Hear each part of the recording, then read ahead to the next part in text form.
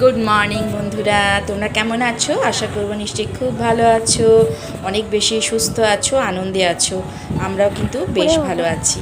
আমি মলি আজকে নতুন আরেকটি ভিডিও নিয়ে তোমাদের সামনে হাজির হয়ে গেছি। তোমাদের সকলকে আমার এই নতুন আরেকটি ভিডিওতে অনেক অনেক স্বাগত জানিয়ে আজকের ভিডিওটা চলো শুরু করে দিই। আজকে হচ্ছে কিন্তু রবিবার, আর এখন ঘড়িতে বাজে 9টা। কারণ 9টা কেন বললাম বলো তো? কারণ মেন 9টা থেকে আঁকার ক্লাস আছে, সেই জন্য ওর বাবা তাড়াহুড়ো করে মোটরসাইকেলে করে আমাদেরকে ছাড়তে যাচ্ছে আঁকা ক্লাসের জন্য।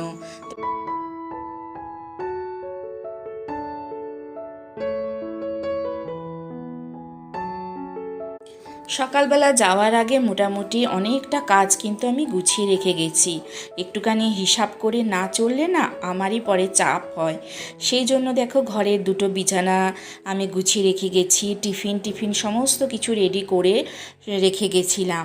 এসে শুধু আমি আর আমার মেয়ে আর ছেলে তিনজনে মিলে টিফিন খেলাম।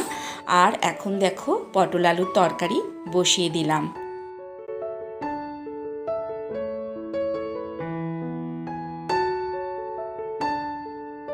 পটল আলুর তরকারিটা কমপ্লিট। এখন মাংসটা ভালো করে কষিয়ে নিচ্ছি।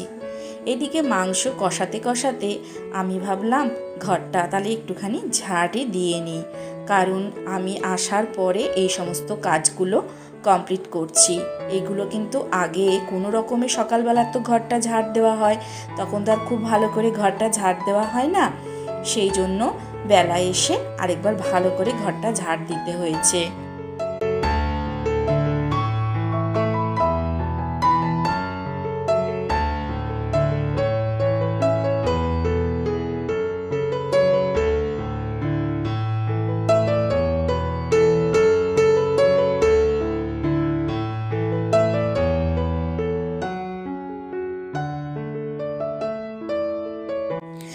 রবিবার দিন তোমাদের সঙ্গে সেরমভাবে কাজকর্ম কিন্তু আমি শেয়ার করতে পারি না। রোববার দিনটা না আমার একটুখানি চাপই থাকে, তো সেই জন্য সেরমভাবে কাজকর্মগুলো তোমাদের সঙ্গে শেয়ার করা হয় না। এখন কিন্তু সন্ধ্যাবেলা, আর মেয়েকে নিয়ে এখন যাচ্ছি গানের ক্লাসে।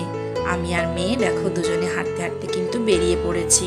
আর প্রচণ্ড পরিমাণে গরম, একদম অস্থির লাগছিল, কিন্তু কিচ্ছু করার নেই। মেয়েকে গান শিখিয়ে আমি সোজা এখন চলে এসেছি বাড়িতেও কিন্তু এসে যে বসবো সেটারও কিন্তু উপায় নেই। কাজগুলো আমার জন্য অপেক্ষা করছে। কতক্ষণে আমি কাজগুলো শেষ করব। দেখো আবারও আজকে বসে পড়েছি এক গাদা জামা কাপড় নিয়ে ভাঁজ করতে।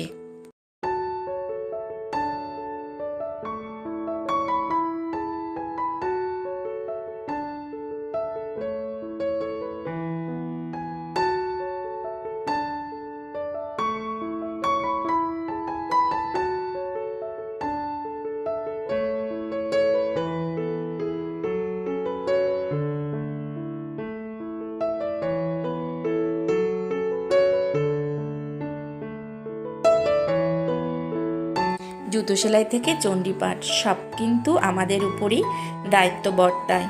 সেই জন্য দেখো এখন সন্ধেবেলা আবার বসে পড়েছি আমারই দুটো নাইটি সেলাই করার জন্য। অনেক দিন ধরেই করব ভাবছিলাম, কিন্তু করে আর উঠতে পারছিলাম না অন্যান্য কাজের জন্য। আজকে ভাবলাম অন্যান্য কাজ বন্ধ করে আগে এটা করি। সন্ধ্যাবেলা ঘরের মোটামুটি কাজকর্ম কমপ্লিট করা হয়ে গেছে। মেয়েকে একটুখানি পড়িয়েও নিলাম, যেহেতু সামনে মেয়ের পরীক্ষা, সেই জন্য একটুখানি ড্রয়িং করিয়ে নিলাম। তারপরে গানে তো গেছিলাম, তোমাদেরকে তো বলেইছি, গানটাও প্র্যাকটিস করিয়ে নিয়ে আসলাম, মানে রেওয়াজ করালাম আর কি। তারপরে এখন দেখো রান্নাঘরে চলে এসেছি। বিকালবেলা যে সমস্ত টিফিন খাওয়া হয়েছিল পড়ে আছে সেগুলোকে দেখো গুছিয়ে নিলাম, নিয়ে তারপরে যে সমস্ত টিফিনের বাসনগুলো টুকটাক ছিল সেগুলোকেও দেখো এখন ধুয়ে পরিষ্কার করে নিলাম। অগোছালো রাখলেই রাখা যায়, কিন্তু সেটা তো আর ভাল লাগে না দেখতে, সেটা পরে নিজের উপরই চাপ পড়ে। যখনের কাজটা তখন যদি করে নেওয়া যায় আমার মনে হয় অনেকটাই উপকারে আসে আমাদের নিজেদের পক্ষে।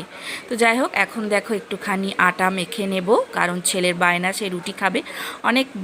মানে অনেকক্ষণ ধরেই না করছিলাম, কিন্তু শেষ পর্যন্ত দেখলাম যে না, যখন বায়নাটা করলো তখন করেই দিই। আর রুটি খাওয়াটা সেরকম খুব একটা তো খারাপ নয়। সেই জন্য রবিবার দিনটাই ও রুটি খাওয়ার বায়নাটা বেশি করে, যেহেতু মাংস হয় সেই জন্য মাংসর সাথে রুটিটা খাওয়ারই বায়না করে। তো দেখো অনেক রাত হয়ে গেছে, কিন্তু তবুও এখন আমি ওর জন্য আবার নতুন করে রুটিটা করে নিচ্ছি।